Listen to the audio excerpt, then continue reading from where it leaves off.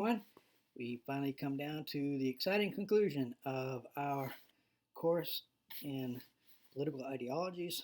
Um, I just wanted to wrap up with a few things uh, that I hope you'll take away from the course.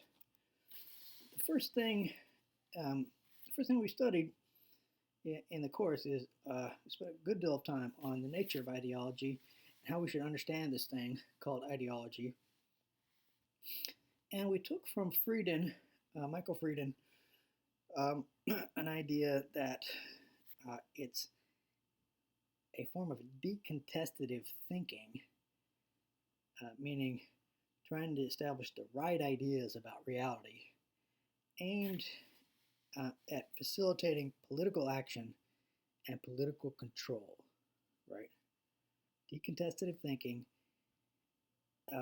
aimed at facilitating political action and political control. But from Vogelin, we got a suggestion that that's not quite enough. There is an element of decontestative thinking that's crucial. Uh, it is aimed at facilitating political action and political control, uh, but that political action and political control are really just the immediate aim. Ultimately, the aim is salvation, in Vogelin's understanding, is salvation from a world whose disappointments and evils are taken to be intolerable, right? It's a form of self-salvation.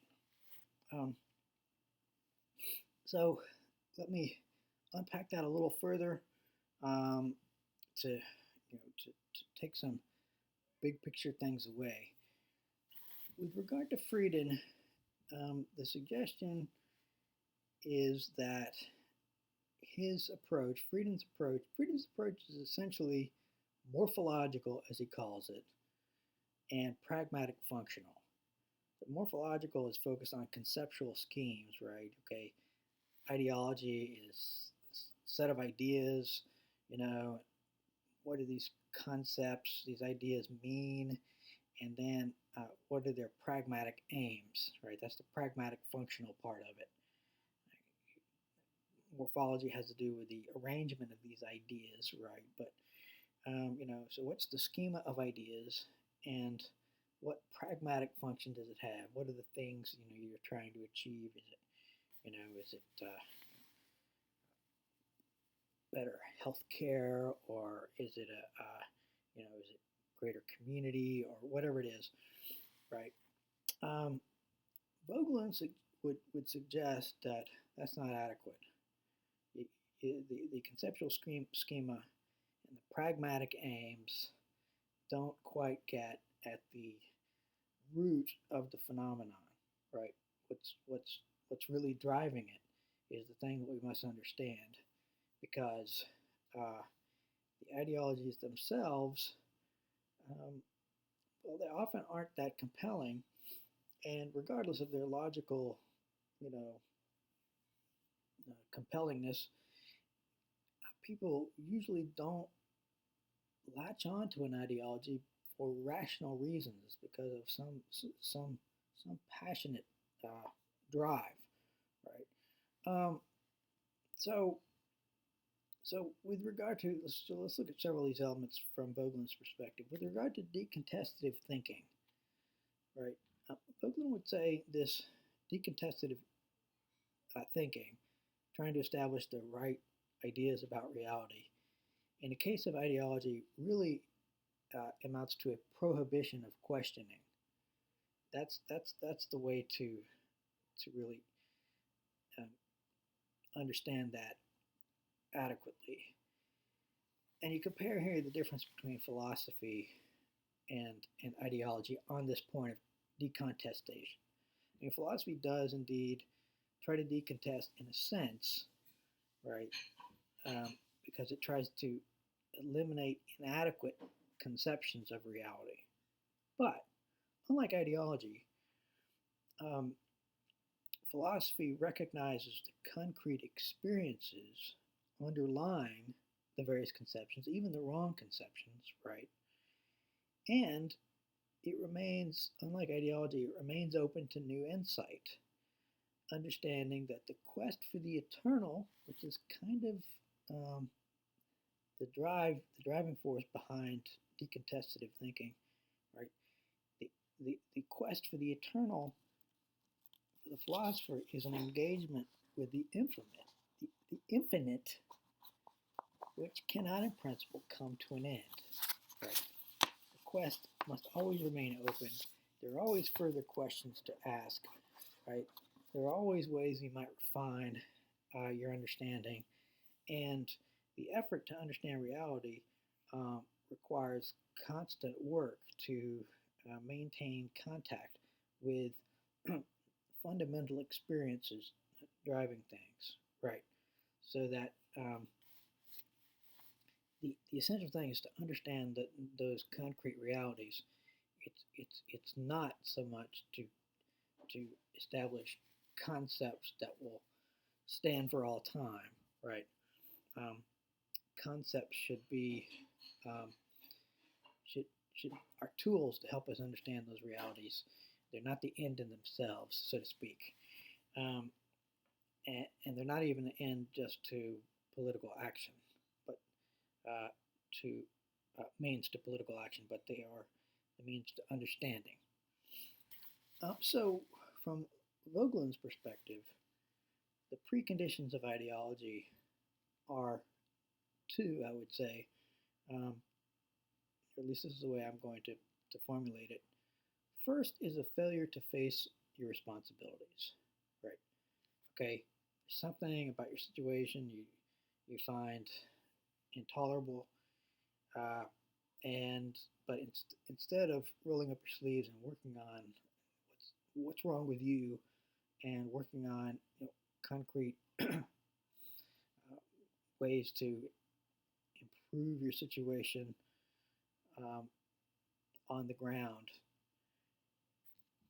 you try to escape into this all-encompassing panacea, if you will, right?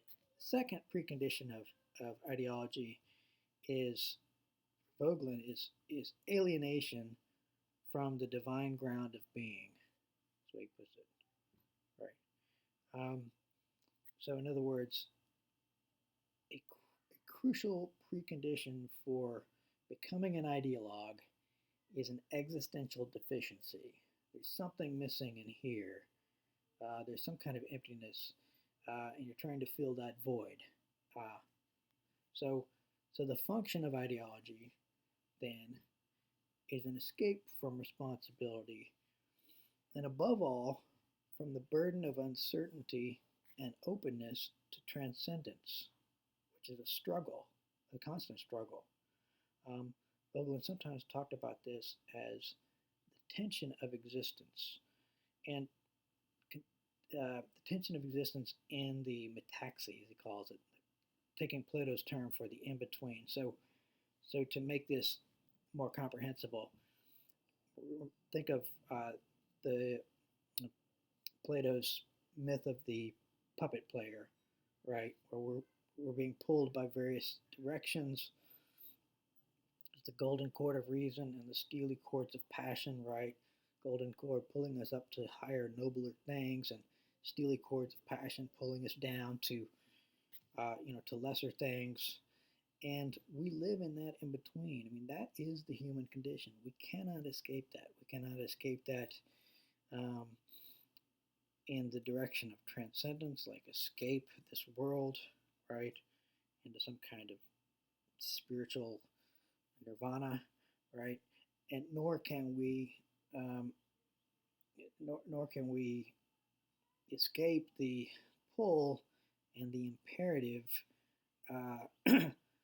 demands, if you will, of transcendence.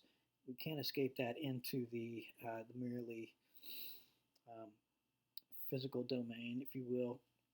Um, we live in that tension in the in between, and living in that tension, accepting it, working with it, counterpulling against the steely cords of passion, allowing ourselves to be drawn upward by the golden cord of reason.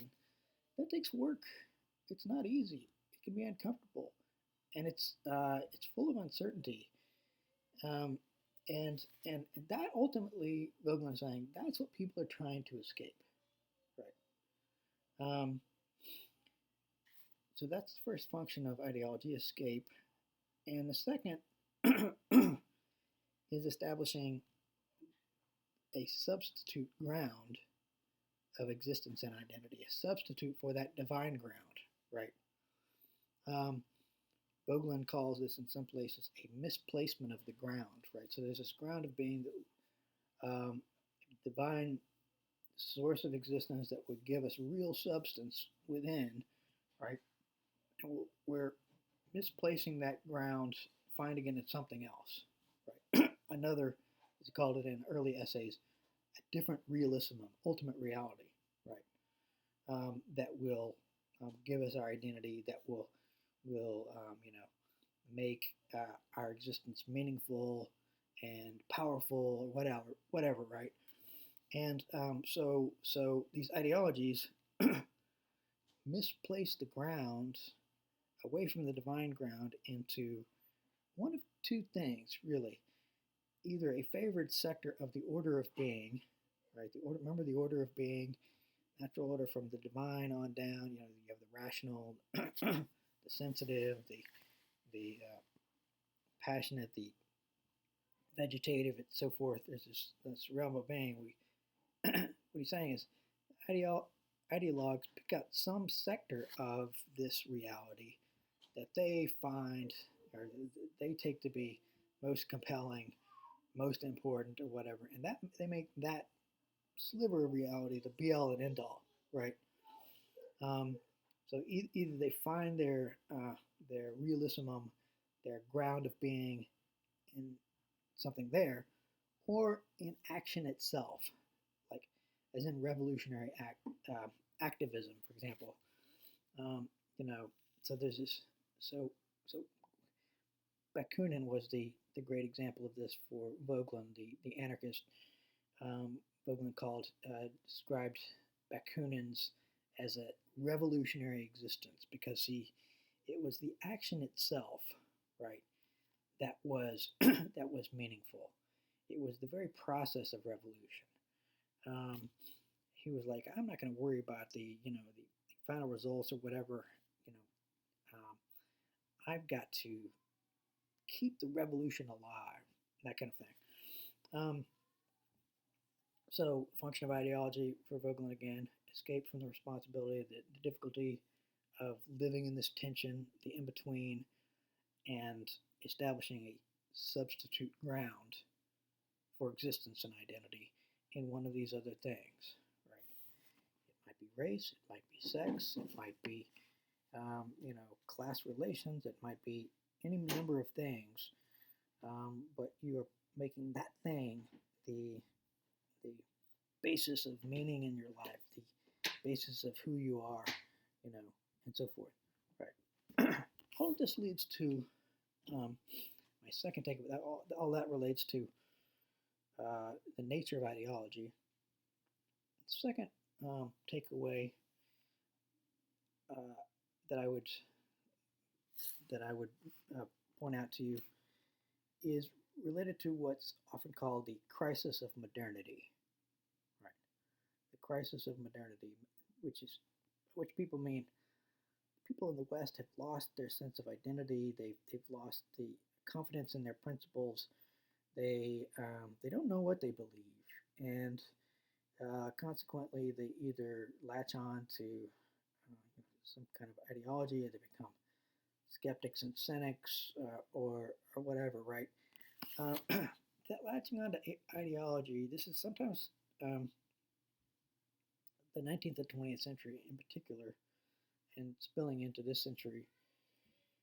It's called the age of ideology because all of these different ideologies that we've looked at, liberalism, socialism, conservatism, um, Islamism, fascism, utopianism, etc. Um, these are these are things people have turned to in this context of of a loss of meaning. And historically, um, Vogelin puts this in terms of a breakdown of Christianity in the West, right? So, starting with the breakdown of Christendom in the early modern period, and getting um, more and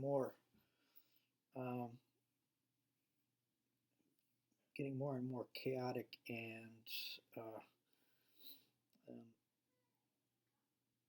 and difficult as time has gone on. The sense of displacement and alienation and loss of meaning it's created a kind of vacuum of meaning into which all these ideologies have thrust themselves as solutions. Right?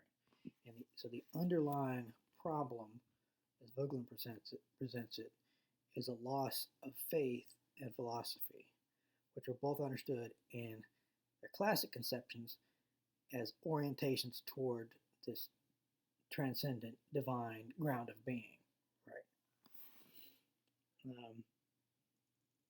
So with the loss of that, with the loss of faith and philosophy in the classic senses of those terms, um, ideology came in to fill the void.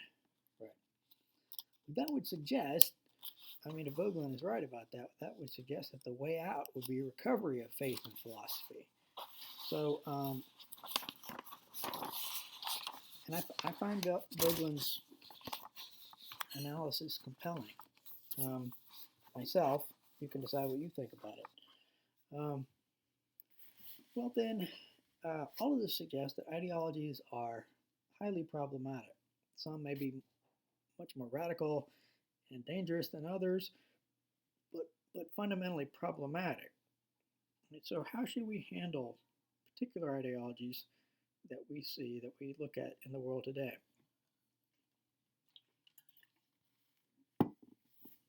Here's my advice. First, critically examine them, right?